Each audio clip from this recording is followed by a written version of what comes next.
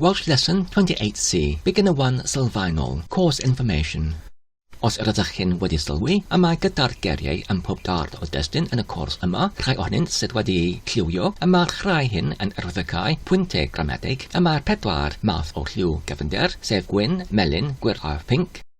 1. Yma'r gefnder gwyn yn arwyddo testun cyffredinol fel y brechdan ham.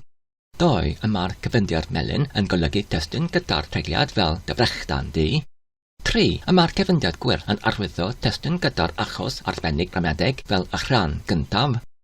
4. Yma'r gefnder gwridog yn golygu nad ydy'r gar neu'r geriau wedi eu treiglio fel y llythren H. Amlydd y testun gyda'r blaendir melyn yma'r 4 math o liw blaendir sef coch, brawn, glas, porffor a gwyrdd. 1. Yma'r blaendir rhydd yn arwyddo treigliad meddal fel y 2 ohonynt. 2. Yma'r blaendir glas yn golygu treigliad chwyrdd fel ei phentref hi. 3. Yma'r blaendir brawn yn arwyddo y treigliad trynol fel y brechdan i. 4. Yma'r blaendir gwyrdd yn golygu y treigliad cymysg fel nifrynais i. 5. Yma'r blaendir glasgoch yn arwyddo y treigliad llythren H fel ein harchebion ni.